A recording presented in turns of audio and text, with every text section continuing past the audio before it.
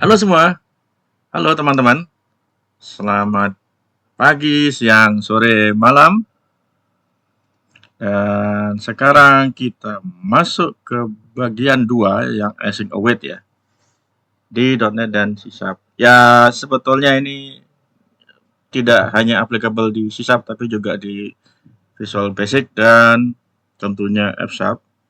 Tetapi yang harus kita perhatikan di sini adalah secara gampangnya itu kita akan pakai C# karena di berbagai macam dokumentasi kebanyakan source code-nya itu ya pakai C# ya. Walaupun sebetulnya di VB bisa dan di F# bisa. Tentunya dengan catatan kalau yang di F# itu async await-nya itu implementasinya secara semantik berbeda tetapi tetap kompatibel ya dengan async await yang di C# dan Visual Basic. Karena kalau yang di C# sama Visual Basic itu semantiknya sama, sedangkan yang di F# itu berbeda karena async await di F# itu ada infrastrukturnya sendiri, tidak tergantung pada secara umum ya sama task parallel library punyanya .NET ya. Jadi dia ada sendiri yang mengatur eksekusinya asinkronusnya itu pakai computation expression ya. Jadi ada async terus kurung kural buka tutup dan itu teman-teman nanti bisa lihat di dokumentasi. Dan ini bagian 2 untuk melanjutkan penjelasan di video sebelumnya async await yang pakai contohnya WinForms. Oke, dan kita mulai dulu sebelum kita masuk ke topik ASP.NET Core ini. Ya, kita ketemu lagi di seri tutorial belajar .NET mulai tahun 9. Nama saya Iriawan Kusamawardono dan ini adalah seri video playlist ya untuk mempelajari .NET dalam bahasa Indonesia. Nah, ini seperti yang saya janjikan.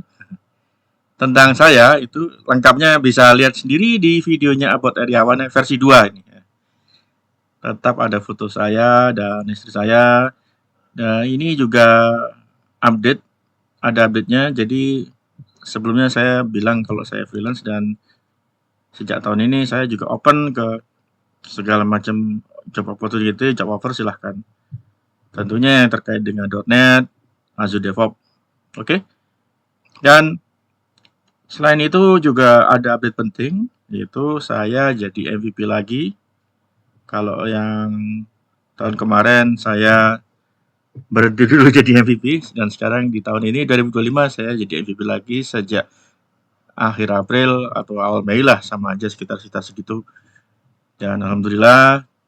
Tapi sebetulnya saya walaupun tidak jadi MVP pun saya tetap berkontribusi ke komunitas dan teman-teman kalau ada semacam kebutuhan untuk bikin seminar atau training atau apapun itu ya. Cuman kalau seminar saya free ya, saya tidak akan apa ya istilahnya itu minta bayaran enggak ya. Kalau training lihat dulu. Kalau untuk corporate ya tentunya itu adalah komersil, aktivitas komersil dan membutuhkan persiapan buat saya untuk mempersiapkan sesuai dengan kebutuhan teman-teman. Nah, itu bisa silakan hubungi saya di LinkedIn ya. Request-request seperti itu tentunya jangan dibahas di YouTube. Kalau ada yang tanya seperti itu di YouTube, saya akan minta teman-teman untuk bahas aja di LinkedIn. Dan kebetulan LinkedIn saya nyarinya gampang, itu ada linknya juga di channel YouTube-nya. Jadi kalau masuk di awal landing page-nya YouTube Visual Studio _ Indonesia itu ada profil saya, ada linknya dan sebagainya, itu bisa. Oke, ini saya jadikan video terpisah karena setiap kali ada episode yang baru harus jelasin lagi kelamaan ya. Bisa-bisa 10 menit sendiri. Oke, kita lanjut ke topiknya. Dan kita langsung aja masuk ke Visual Studio ya, sebelum saya jelaskan semacam rangkuman teorinya. Nah, ini sudah saya siapkan ya. Kemarin kita discuss asinkronus di WinForms. Oke, saya coba jalankan lagi. Saya jadikan ini startup project dan kita refresh ya. Dan saya akan mulai membahas kenapa kok ini jadi penting. Karena kalau di WinForms dan WPF ya, asinkronusnya itu dipisah execution-nya. Jadi ada konteks yang namanya UI thread, ada konteks yang non-UI thread atau CPU thread. Jadi benar-benar terpisah antara thread yang menampilkan UI dengan thread yang istilahnya itu CPU calculation atau CPU computation. Nah, kalau kita lihat di sini, ini ada async process in cross UI thread. Ya.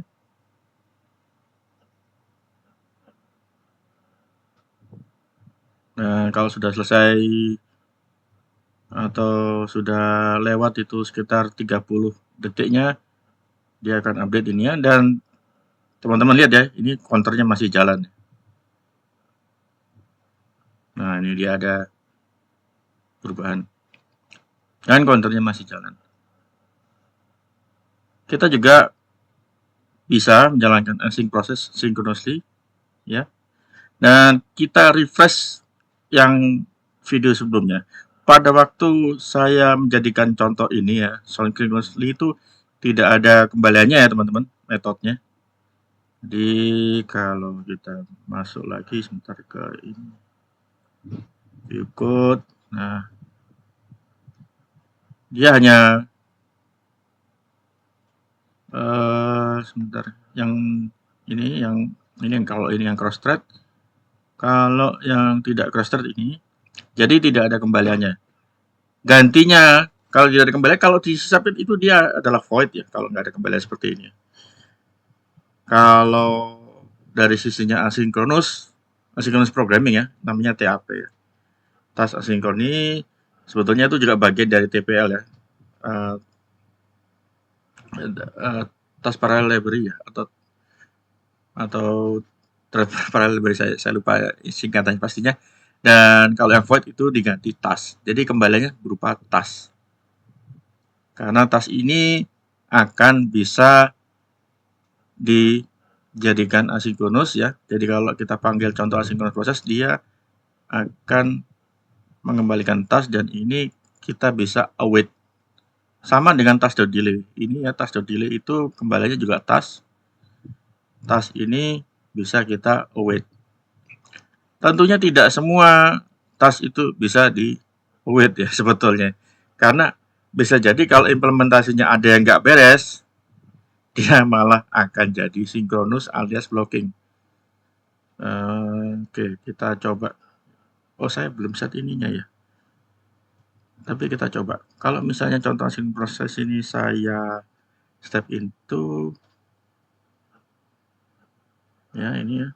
Saya bisa ini nggak ya? A11. Nggak bisa ini sepertinya. Ya, belum. Sepertinya itu settingnya yang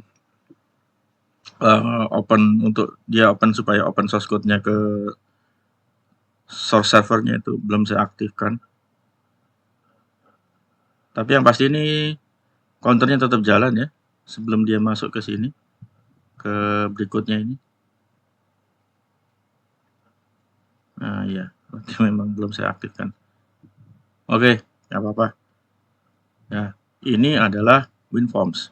Kalau kita lihat yang cross-thread ini, dia ada pengecekan seperti ini. Belum tentu ini nggak error ya teman-teman. Belum tentu ini nggak error. Bisa jadi ada semacam kondisi, ada sedikit kemungkinan kondisi, dan itu tetap harusnya dihandle. Jadi supaya dia tidak ada error karena cross-thread, harus dicek apakah waktu kita mau examine atau mau menggunakan si label ini, dia invoke required. Kalau invoke, maka prosesnya kita panggil dulu invoke-nya. Kemudian dia kan berupa action ini ya, jadi nggak ada apa istilahnya itu, nggak ada return value-nya ya si delegate ini ya. Kita isinya apa, baru ini ada error karena dia butuh invoke. Kalau dia nggak butuh invoke, ya langsung panggil gini aja gitu. Nah, ini ada semacam kerancuan ya. Invoke required itu berarti seolah-olah ada yang bilang itu UI thread. Tapi itu salah. Kalau invoke required justru konteksnya pada waktu dia invoke required adalah dia tidak di UI thread ya, teman-teman. Kalau ada invoke required, makanya dia panggil invoke yang ini supaya dipisah. Jadi dia eksekusinya ini walaupun seolah-olah sama ya, tapi delegate yang ini dia mengeksekusi apa yang ada di UI thread. Sedangkan yang ini dia sudah di UI thread, makanya dia langsung diisi aja nggak apa-apa seperti yang saya lakukan sekarang ini. Jadi itu. Dan saya sarankan sih sebetulnya teman-teman pakai yang ini aja. Karena ini sudah saya push ya. Jadi teman-teman bisa coba. Kemarin lusa sih saya coba, saya ketemu exception. Tapi sekarang kok nggak ketemu lagi ya sudah. Tapi tetap kalau bisa teman-teman pakai yang pengecekan dulu ya. Karena tidak semuanya dijamin pada saat itu kita pasti di UI thread. Belum tentu. Bisa jadi pada saat itu kita di thread yang CPU thread, bukan di UI thread. Oke. Nah, itu akhirnya akan terkait dengan yang namanya konteks. Jadi pada waktu kita jalankan ini, konteksnya itu kalau WinForms ya pasti setelah dia mempersiapkan untuk nampilkan formnya, ya dia akan masuk ke UI thread. Jadi ada dua thread, threadnya CPU sama threadnya UI thread. Kalau teman-teman panggil yang task.delay itu kan setara dengan thread sleep ya. Itu thread biasa atau threadnya CPU. Dimana kalau thread sleep ini dia blocking, kalau task.delay dia tidak block, tetapi tidak block khusus ya untuk kebutuhan asinkronus. Jadi bersyukurlah kita sudah disediakan ini ya, ada metode yang delay ini ya, dari Microsoft. Dan ini karena semua berjalan di thread yang berbeda, ada CPU thread, ada UI thread. Ya, tentunya pertanyaannya adalah apakah ini bisa dipakai modelnya di model aplikasi lain seperti misalnya web. Kita lihat. Ini saya tutup dulu. Kita eksekusi yang contohnya kalau di ASP.NET Core ya. Ini saya pakai Blazor. Karena kalau Blazor tuh enaknya mirip-mirip ASP.NET Web Form, tetapi tidak mirip 100% sebetulnya ya. Jadi itu dibilang dia mirip enggak juga, tapi yang pasti dia komponen base ya. Ini kenapa ini kok lama? Editor komponen. Ini cuma ngeload project ini aja lama. Wah, tutup. Oh, nggak apa-apa. Sekarang nggak ngeload. Nggak ngerti saya. Oke. Dan kita jalankan. Saya selalu kalau create aplikasi web ya, ASP.NET Core, selalu saya enable support HTTPS-nya itu karena memang itu melatih saya untuk walaupun ini saya develop di lokal, tetapi tetap itu adalah aplikasi web dan sebaiknya pakai HTTPS. Di lokal teman-teman bisa pakai yang sertifikasinya si ASP.NET Core ya. Karena saya sudah sering itu, waktu ada pertanyaan ini mau di-install ya saya sudah accept dari awal-awal. Jadi makanya sudah tidak ada pertanyaan. Tapi kalau teman-teman yang mau nyoba, mungkin akan ada pertanyaan itu ya di accept aja. Tentunya teman-teman di alat kerjanya atau laptopnya atau komputernya ya diberi hak admin. Kalau bukan atau tidak diberi hak admin untuk komputer itu ya pasti akan bermasalah. Gitu. Oke, kita lihat di sini sampel yang kurang lebih hampir sama dengan yang di viewform ya. Jadi ada timer yang jalan nih. Timer ini jalan terus dan sekaligus saya ingin menyampaikan ya, kalau timer ini kan saya buatnya di server sebetulnya, tetapi ditampilkan ke kliennya. Seolah-olah ini klien, padahal bukan. Ini timernya server ya sebetulnya. Dan ini timer ini dieksekusi secara asinkronus. Jadi kalau kita lihat di sini, mana nih? Ini belajar.net.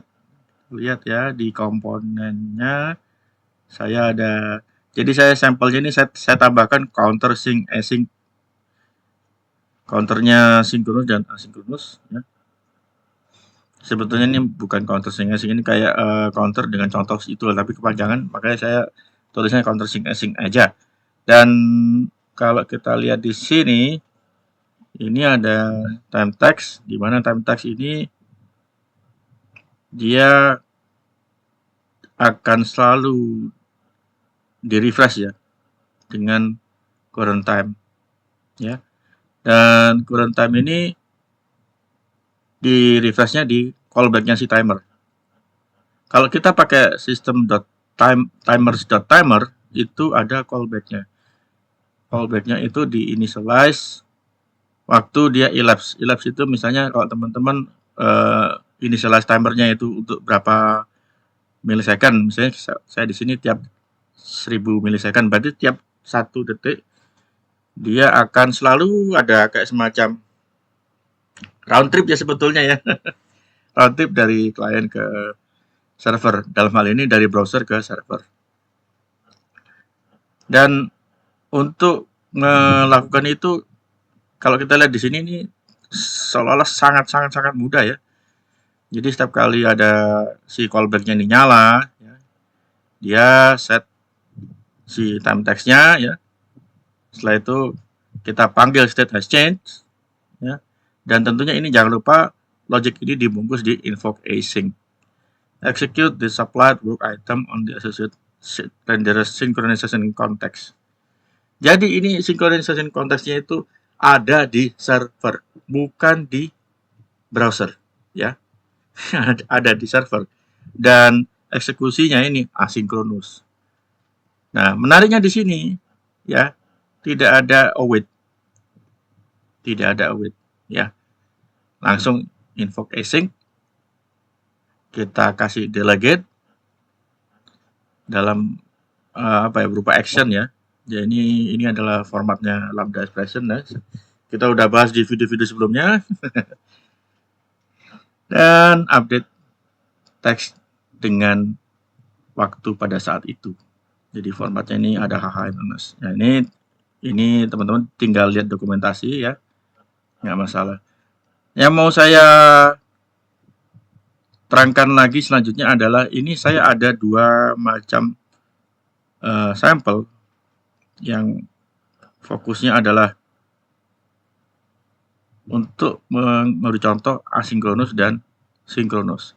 Kalau asinkronus, kalau saya klik ini button ya sebetulnya. Cuman ini kalau stylenya si Bootstrap memang begini ya, buttonnya. Defaultnya ini harusnya, oh ya bisa nanti aja lah. Seharusnya ini ada kayak semacam mouse overnya tapi nggak apa-apa. Jadi kalau kita klik run asynchronously ya, teman-teman perhatiin ya.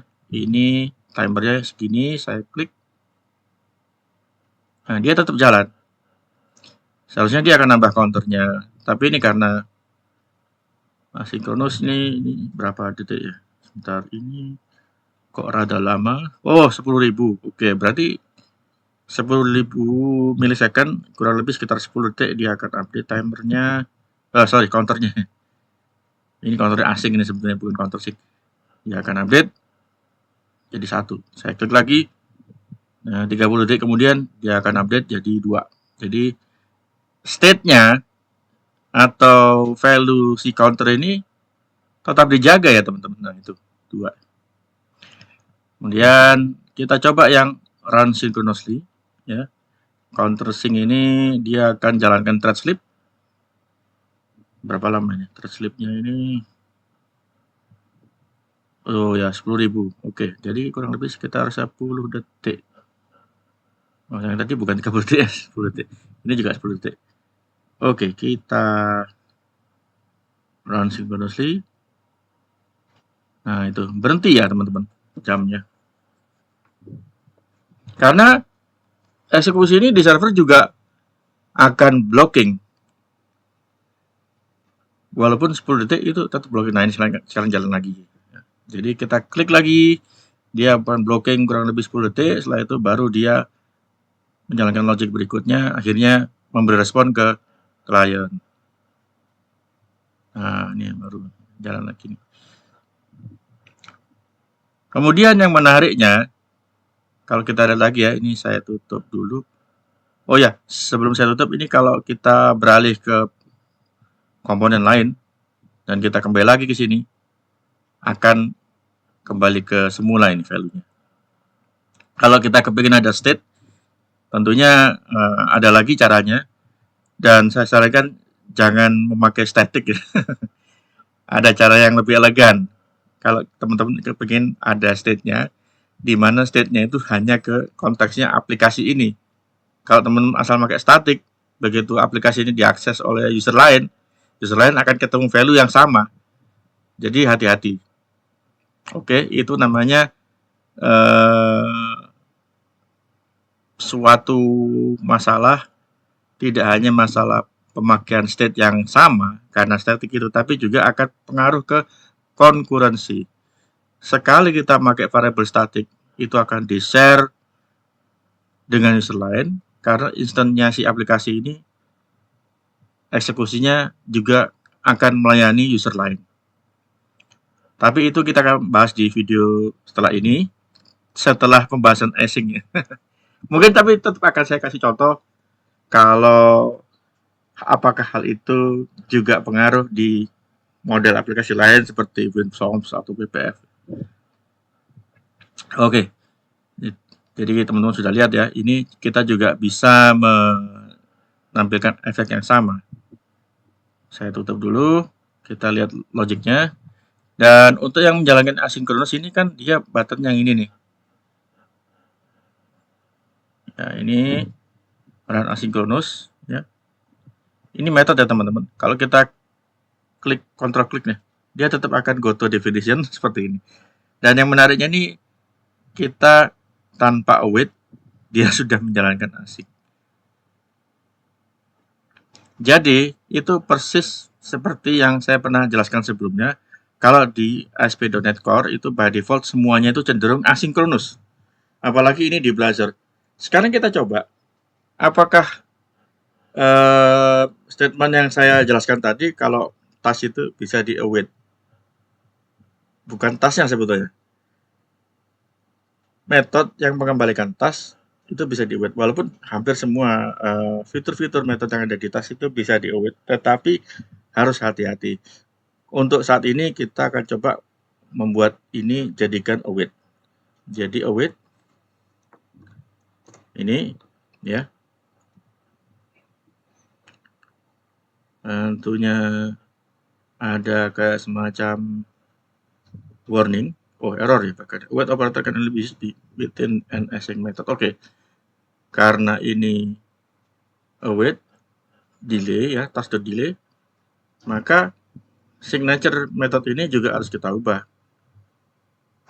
Kalau teman-teman masih ingat, tidak ada yang namanya langsung begini jadi async kan. Jadi ini harus dikasih begini. Harus dikasih semacam keyword ya. Ini adalah async. Walaupun guidelines-nya dia bilang jangan async void, tetapi di sini teman-teman masih tetap bisa pakai. Karena apa? Karena waktu kita on click ini, ya, dia butuh parameter yang namanya event apa ini namanya Microsoft ini on click ini adalah event callback. Event callback dengan tipe datanya mouse event arcs. Jadi adalah event callback. Kita lihat di sini misalnya kita coba ya. Private event callback ya. Mouse event arcs. Kita kasih nama event mouse gitu ya. Bentar, ini kok nggak mau. Oh, saya salah ketik. Oke, kita coba lihat ini.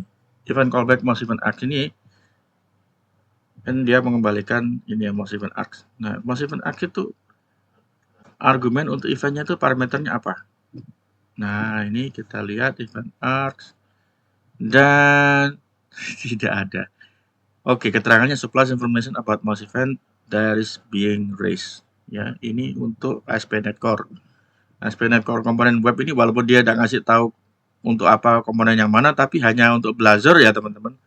Komponen ini bukan komponen ASP.NET Core yang biasa-biasa kalau teman-teman pakai ASP.NET Core MVC segala macam, enggak, bukan komponen yang itu. Oke, kita tutup. Kayaknya ini saya buka aja deh. Di sini ada propertinya, apakah dia itu ada shift key-nya waktu dia klik itu, apakah dia bisa shift klik atau control klik, atau dia bisa tahu ini button number. Kalau kiri itu 1, ya ini ada keterangannya, teman-teman bisa baca sendiri atau juga bisa lihat dokumentasinya. Dan ini ada apa nih, client Y, client X. Dan ini client Y, client X ini untuk web ya. Jadi ini adalah koordinat browsernya, bukan, sekali lagi ya, koordinat browsernya, bukan koordinatnya server. Karena server ya kalau ASP.NET Core ya nggak ada tampilannya. Oke. Jadi dia akan tahu waktu di outklik itu dia di area si button itu. Dan dia akan ya dia tipenya sebagai itu ya, event callback. Event callbacknya itu on click. Makanya di sini on click sama dengan ini. Ya diisi action atau delegate, sebetulnya itu dia parameternya itu. Oke, kita hapus lagi. Dan kita coba await ini apakah masih bisa di execute. Oke. So ya sebentar, ini dia chaining ya, dari delay kemudian ada continue with. Jadi setelah dia delay, dia tambahkan lagi logic counter async plus ya untuk nambah counternya, dan info caching untuk memastikan supaya ada perubahan state loh. Makanya ini kita panggil ini metodenya itu. Dan info caching juga mengembalikan task. Kita sebetulnya bisa seperti ini ya. Ini await itu. Tapi kok ini nggak bisa. Async lambda expression. Oke. Async lambda, oh ya, kita lihat aja di sini. Async. Nah, ini yang saya pakai ini adalah fitur di sysub 9 ya kalau nggak salah. Jadi kalau kita mau menjadikan si anonymous delegate ini atau lambda expression-nya ini async, ya ditambahkan async di deklarasi waktu dia sebelum bentuk delegate-nya. Dan ini adalah discard ya. Kalau discard ini adanya di sysub 73 itu kalau nggak salah. Tapi teman-teman bisa lihat lah. Ada di mana ini. Yang pasti di sysub 8 sudah ada. Ini adalah discard. Intinya kita tidak peduli dia mengembalikan parameter return value apapun, atau kita tidak peduli parameternya. Jadi ini sebetulnya sudah ada tipenya sih berupa task ya, tapi kita nggak mau apa istilahnya itu mempedulikan parameter nilainya apa gitu. Oke, kita jalankan.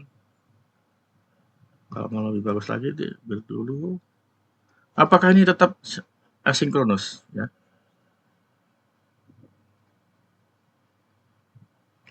Kita jalankan. Masuk ke control sync. Dan ini klik me ya, run asynchronously ya. Kita cek apakah dia masuk ke situ, tentunya kasih aja breakpoint di sini. Oke. Run asynchronously.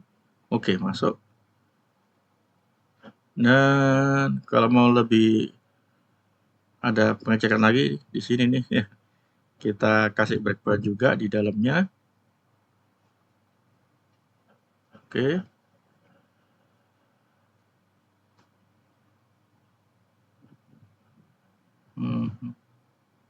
Nah, masuk. Berarti memang masuk. Dan berarti logiknya sudah benar.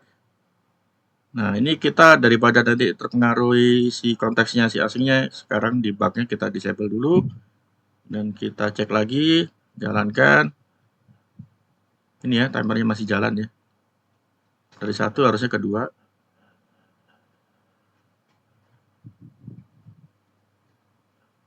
Oke, masih jalan. Nah, pertanyaan berikutnya. Apakah keyword ini perlu?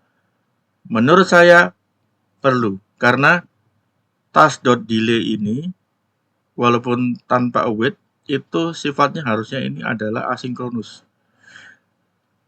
Sekarang setelah kita tahu, pertanyaan berikutnya, apakah ada konteksnya?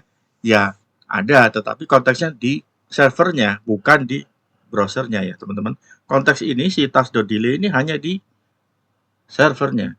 Dan kita lihat tampilan yang di web tadi itu bukan WASM ya teman-teman. Bukan WebAssembly. Karena Blazor support untuk develop memakai WebAssembly. Tetapi tidak saya bahas di video ini. Oke. Dan kita sudah tahu kalau ini ada kayak semacam tanda kutip fleksibilitas ya. Tetapi minimal satu hal, kita sudah tahu kalau ini adalah konteksnya tidak ada UI. Ini konteksnya konteks di sisi server. Di mana waktu dia memberikan respon ya, ini diproses dulu di server, setelah itu baru dia kembalikan responnya. Dan seperti ini bisa jadi ada semacam Ajax ya. Untuk itu sih bisa kita debug secara lebih lanjut. Tapi di konteksnya async await ini, saya mau menekankan kita harus tahu.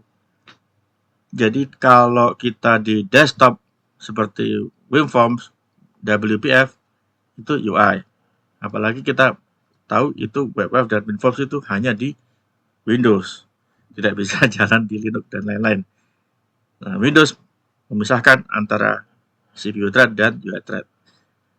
Kalau web, nggak ada UI-nya. Itu jalan di server semua. Kalau misalnya ada bilang, oh UI-nya di browser, oh beda, itu sudah konteksnya beda. Karena antara server dengan browser itu kalau sudah nampilkan responnya sudah itu berhenti, tidak ada apa namanya istilahnya itu tidak ada jaminan kalau seakan-akan itu koneksinya itu stateful, enggak, sudah berhenti. Kalau misalnya ada perubahan di database atau apa di belakang di servernya ya belum tentu itu si klien yang pakai browser itu langsung segera tahu ya teman-teman. Tidak ada web yang seperti itu. Kecuali kalau teman-teman mau ambil contoh, kalau dulu ada namanya aplikasi itu Plurk ya. Plurk itu seperti kayak Twitter gitu, tapi bisa kayak seakan-akan seperti chatting gitu ya. Nah, itu ada namanya Ajax, ada juga yang namanya reverse Ajax. Kalau reverse Ajax itu salah satu metode yang paling sering dipakai itu yang umum itu pakai commit. Jadi teman-teman bisa lihat ya nanti. Kalau misalnya banyak request, boleh nanti akan saya bahas itu. Karena Ajax dan reverse Ajax itu sebetulnya salah satu topik yang menarik. Tidak hanya kita harus tahu JavaScript-nya yang benar, tapi juga kita harus tahu mekanisme di balik itu tuh bagaimana gitu. Jadi mirip seperti yang saya selalu gaungkan sebelumnya. Nggak cuma kita tahu apakah si apa istilahnya itu si Ajax dan reverse Ajax itu kayak gini toh hasil kerjanya. Tapi harus tahu ada apa di belakangnya. Karena kalau kita pakai Ajax apa adanya, belum tentu dia kompatibel dengan Blazor. Teman-teman boleh silakan coba kata-kata saya benar apa enggak, tapi coba aja gitu. Kalau menurut saya sih gampangnya ya kita tinggal percaya aja dengan infrastruktur si Blazor. Karena sudah terbantu banyak ya. Kayak tadi itu saya ada asynchronous ya. Ada synchronous. Jadi ya nggak perlu refresh satu halaman itu, kalau perlu refresh jadinya itu sinkronus gitu ya. Jadi sudah apa itu istilahnya? Sudah keluar dari konteks server lagi. Kayak teman-teman kalau udah request respon minta request lagi dari hal yang baru lagi. Jadi si komponen ini di-instantiate dari nol. Jadi kayak semacam di new gitu. New counter synchronizer gitu. Seolah-olah seperti itu. Dan itu menurut saya dari sisi lifetime objeknya dia akan selalu instantiate baru. Seolah-olah ini ada teman-teman bayangkan ini kelas ya. Dan kelas itu pasti ada konstruktornya. Dan semua komponen Trezor itu ada perwakilan kelasnya, walaupun tidak kelihatan di sini ya teman-teman. Dan perwakilan kelasnya itu selalu apa? Selalu ada default constructor-nya. Dan default constructor-nya adalah yang parameterless. Kalau nggak salah kita bisa memaksa si komponen Razor ini kalau dipanggil ada parameternya, tapi menurut saya itu akan membuat bingung teman-teman sendiri nantinya ya. Kalau mau kayak gitu tuh setahu saya bisa, tapi mungkin saya salah, tapi seingat saya dan setahu saya itu bisa. Masalahnya bagaimana memastikan komponennya teman-teman yang teman-teman buat yang ada konstruktor yang ada parameternya itu langsung dipanggil oleh si execution konteksnya si Razor ini atau bukan Razor, Blazor ini gitu. Nah, itu bagaimana?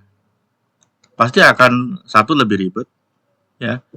Kedua akan ada semacam black magic yang harus teman-teman lakukan karena itu bukan sesuatu yang umum ya, teman-teman. Ini row data type of-nya ini main layoutnya itu ini main layout. Jadi ya di sini nih konten 8 ini body.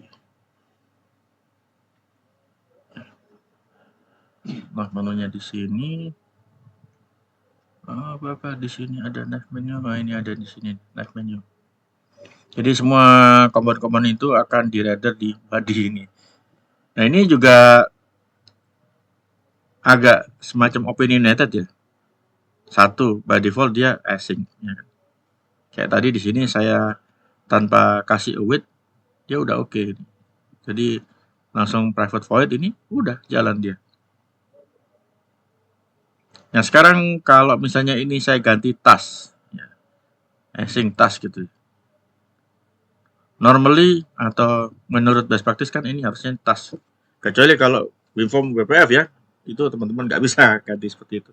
Kita coba task. Private async task. Apakah masih tetap async atau bahkan error atau bagaimana? Kita lihat. Ini kembali ke sini ya. Ini timer 17.26. Klik nih run asynchronously.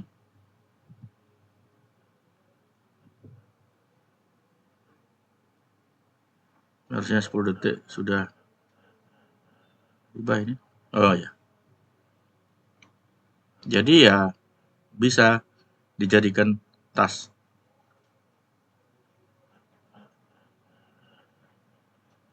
Oke. Pertanyaan selanjutnya. Kalau yang tadi itu tanpa asinkronus kan, dia langsung panggil task.delete. Apa kalau di WinForm bisa? Kita lihat. Sekarang kita jalankan yang WinForm. Nah, ini changes yang ini tidak akan saya push ya teman-teman, karena saya berharap atau saya ekspektasi saya adalah teman-teman juga ikut coba. Jangan asal ikuti semua sampel code yang ada di repo saya ya. Jadi ini view code, ini saya jadikan set as startup project ya.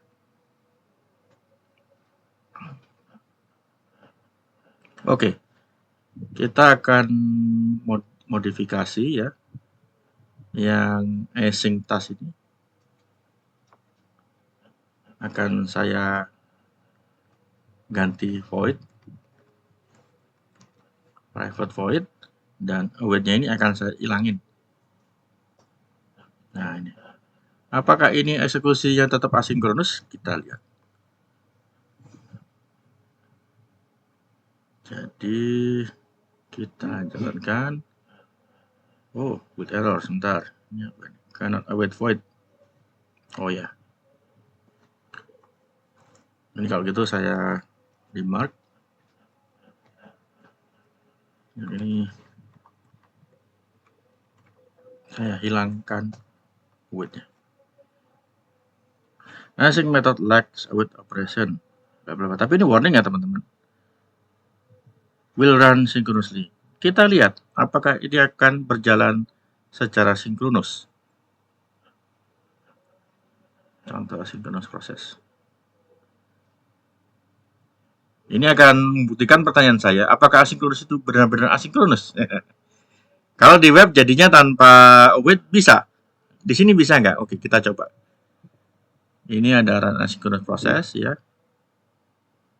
Kita lihat di sini. Kita pasang debug. Oke, kita. Oh, ini sebentar. Async-nya juga kita hapus ya. Harus di stop dulu teman-teman. Kalau mau kayak gitu tuh jangan tanggung. Nah, ini private void.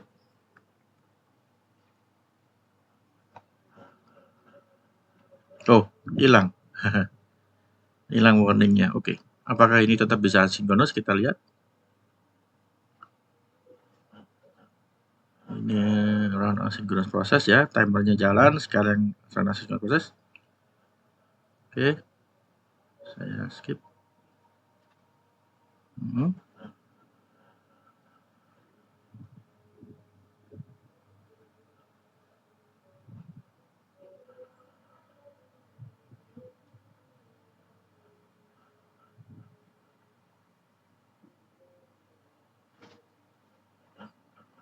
Contoh synchronous proses.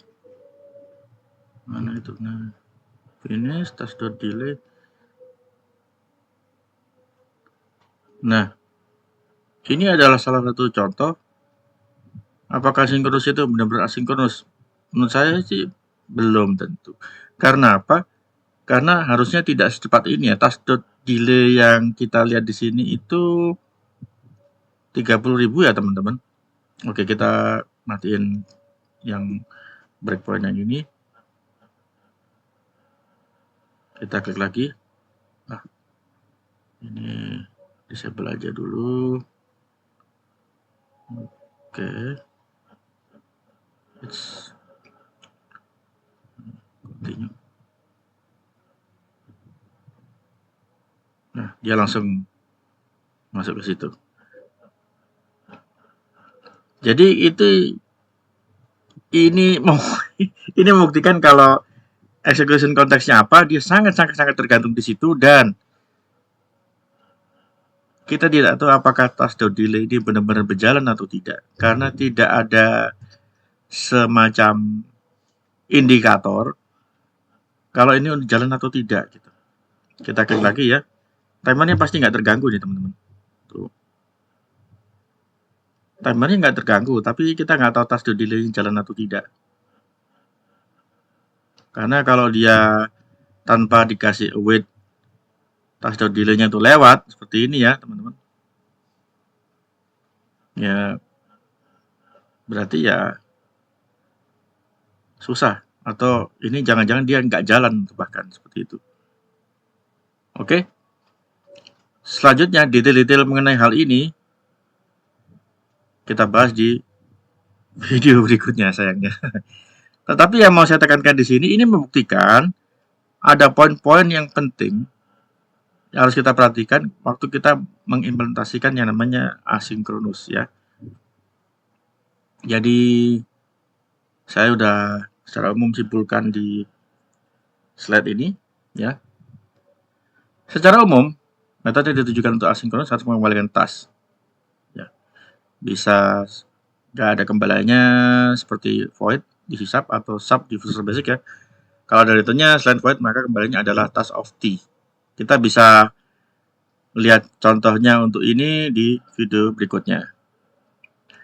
Kemudian asynchronous method harus tunduk pada synchronization context. Konteks yang mengatur synchronous dan asynchronous execution sesuai dengan nature atau behavior aplikasinya. Ini terkait dengan app hostnya. Jadi kalau yang menjalankan Windows, ya pasti ada UI thread. Kalau yang menjalankan itu ASP.NET Core, ya berhubungan dengan web servernya ASP.NET Core itu sendiri. Kalau ASP.NET Core murni, dia pakai Kestrel. Kalau mau pakai IIS juga bisa. Tapi itu kita bahas di lain video ya tentunya. Yang jadi masalah adalah konteksnya ini berbeda. Kalau UI itu ada CPU thread, ada UI thread. Kalau web server itu cuma ada CPU thread atau threadnya si apa istilahnya itu infrastruktur yang mengatur masalah request response seperti itu. Otomatis ini berbeda, apalagi kalau di web antara server dengan kliennya si browsernya itu nggak ada hubungannya. Jadi nggak ada ceritanya si server itu tetap megang state-nya si klien terus. Begitu juga sebaliknya si browser seharusnya tidak memaksa supaya servernya itu meladeni dia terus gitu. Kalau enggak itu ada sesuatu yang salah di waktu teman-teman bikin aplikasinya. Poin berikutnya adalah konsekuensi dari poin yang kedua itu perlu perlakuan khusus untuk apps yang menjalankan. Untuk WinForms dan WebApp harus memisahkan atau memperhatikan apakah ada kemungkinan cross-thread ya, yang seperti tadi yang saya jelaskan. Sedangkan untuk ASP.NET Core, synchronization context dihandle oleh app host. Jadi web servernya. Untuk aplikasi yang lain seperti desktop MAUI, nah itu kan dia bisa jalan nggak cuma di Windows, bisa jalan di Linux, bisa jalan di macOS ya, dan bahkan bisa jalan di Android. Satu hal yang pasti ya, kalau OS-nya Windows, dia akan nurut Windows-nya, otomatis si UI-nya MAUI ini akan berjalan di UI thread-nya Windows. Jujur saya nggak tahu kalau yang di macOS ya, bagaimana behavior-nya. Setahu saya kalau di Linux belum tentu dipisah gitu. Tapi kalau di macOS saya jujur kurang tahu dan saya juga nggak pernah nyoba. Saya nggak punya MacBook atau iMac ya, jadi mungkin teman-teman kalau ada informasi silakan bisa kasih komen di video ini ditambahkan. Oke. Nah, ini sampai jumpa di episode ini, nanti aja dulu ya. Asik banget ini. Selanjutnya saya mau menjelaskan satu hal. Saya kembali lagi ke Visual Studio.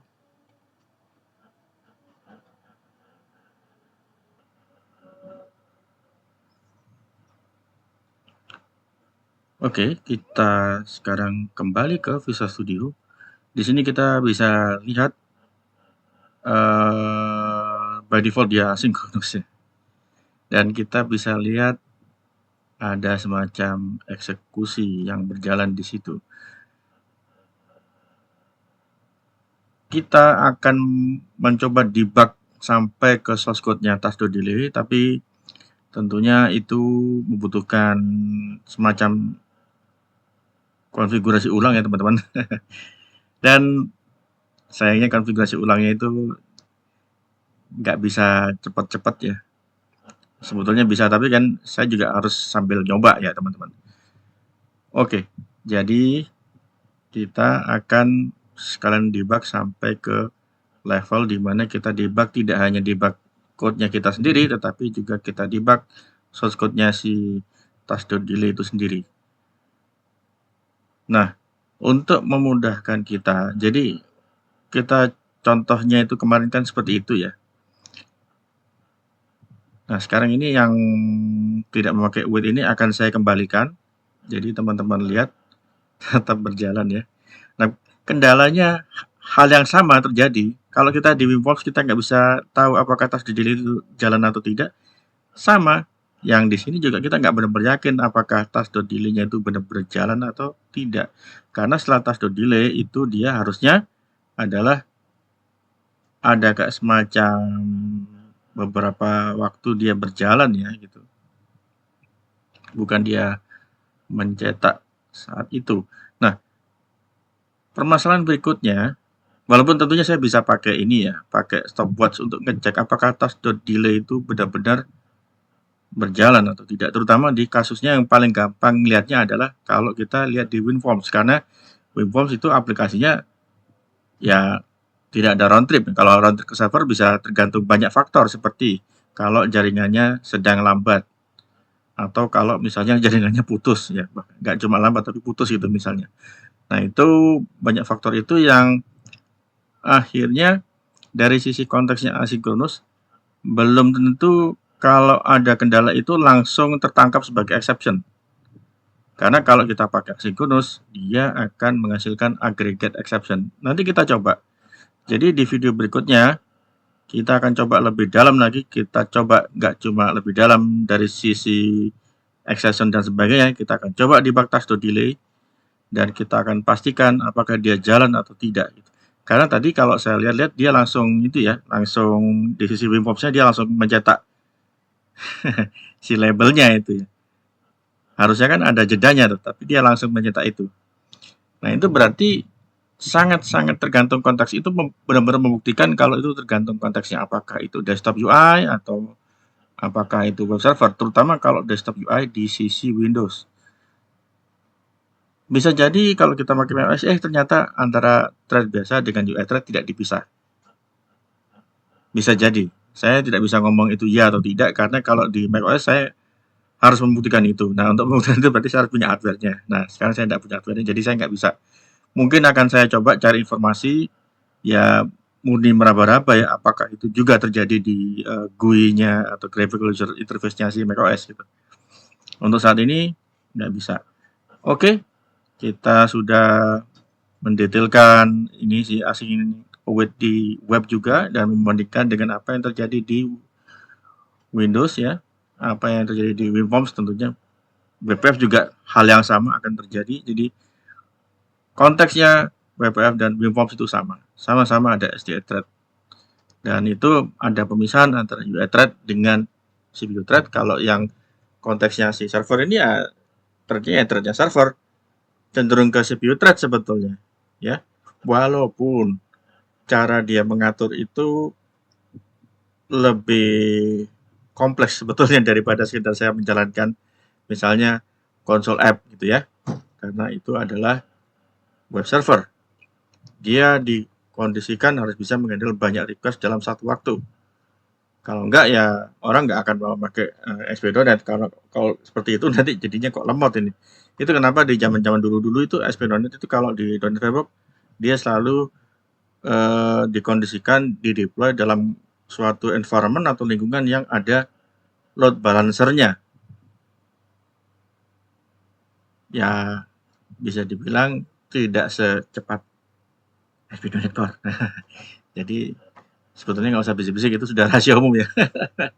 Oke, ini saya kembalikan code-nya, dan sebentar ini contoh asynchronous proses ini lebih baik saya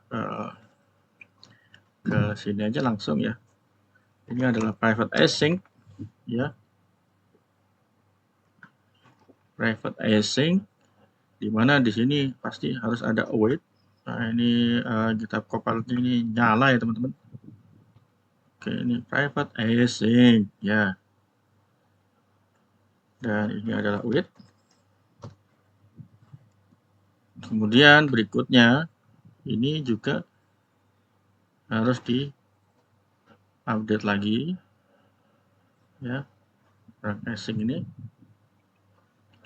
saya kembalikan ke yang atas. Ini yang bawah enggak. Oke, run async ini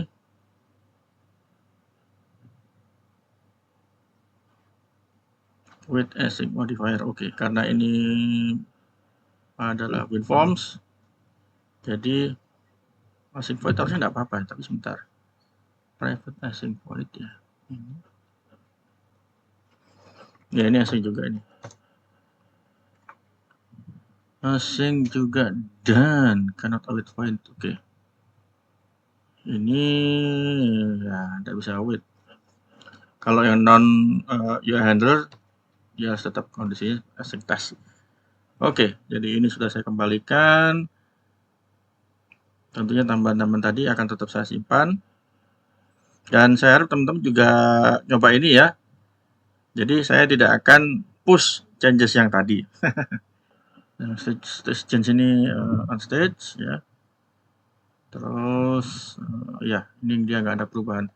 Jadi dia kembali ke kondisi sebelum ada changes. Oke, tidak saya push. Oke, sekarang saya sudah menjelaskan kenapa kok konteks itu pengaruh dan sangat harus diperhatikan antara konteks di UI thread ya, WPF dan WinForms. Ya teman-teman kalau mau coba silakan. Saya nggak sempat coba yang untuk WPF-nya, tapi sama behavior-nya. Karena WPF itu ujung-ujungnya nanti di programnya ada yang namanya pemanggilnya itu STA thread, single threaded apartment, sama dengan WPF. Jadi intinya ada UI thread, ada CPU thread. Nah kalau yang SP.NET Core konteksnya hanya tergantung di web servernya aja. Jadi sekian dulu video ini, dan seperti biasa jangan lupa kalau teman-teman enjoy video ini, terutama yang belum subscribe ya, selain like juga subscribe videonya. Tolong disebarkan channel saya ke teman-teman lain yang membutuhkan ya. Dan yang tidak kalah pentingnya, tonton sampai habis. Oke? Jika sudah melakukan itu semua, terus bahagia, terus share video saya, channel saya. Kalau ada feedback silakan, saya welcome komentar, feedback, request juga boleh, silakan. Kecuali kalau teman-teman yang sudah kenal dekat saya dengan saya di LinkedIn nggak apa-apa. Tapi memang kalau bisa saya harap ke teman-teman saya yang lain itu juga feedback di video, karena itu sangat membantu saya. Dan selanjutnya tidak kalah pentingnya yaitu coding itu bahagia teman-temannya, bukan happy coding, tapi coding itu bahagia. Aktivitas codingnya itu yang bahagia. Oke? Ya, karena itu passion Anda, karena itu kita semua juga kepingin bisa, kepingin belajar, dan kepingin tentunya tidak hanya nambah ilmu, tapi juga nambah skill, nambah knowledge. Ya ujung-ujungnya syukur-syukur alhamdulillah kalau itu bisa meningkatkan nilai teman-teman semua, sehingga kalau mau nego-nego benefit salary dan sebagainya lebih gampang. Oke, sampai jumpa di video berikutnya. Sekaligus saya umumkan ya, karena topik ini begitu rumit, jadi video selanjutnya Belajar.net akan saya tayangkan tidak di hari Jumat ini, tapi di Selasa minggu depan. Sekaligus saya juga akan announce akan ada semacam kepastian untuk cek fakta. Cek fakta akan muncul sekitar antara sebulan sekali atau 3 minggu sekali. Dan satu hal lagi akan muncul, yaitu seri tentang berita apa-apa yang terjadi di seputar ekosistem Visual Studio, .NET, dan Azure DevOps. Termasuk nanti mungkin juga saya akan singgung apa yang terjadi di ekosistemnya GitHub yang berhubungan dengan .NET. Oke, dan berita-berita itu akan saya coba jadwalkan 2 minggu sekali, teman-teman. Karena saya harus kumpulkan dulu, saya harus pastikan berita-berita itu masuk akal apa enggak, tidak berupa gosip, tidak berupa kesan pribadi. Jangan sampai saya bahas blognya orang, tapi blognya asal ngomong dan nggak resmi ya, teman-teman. Dan yang berita tentang ekosistem itu akan mulai minggu ini. Insya Allah akan tayang sekitar hari Kamis. Nah, jadi minggu ini tidak sepi ya, teman-teman. Oke, sampai jumpa di video berikutnya, dan dadah!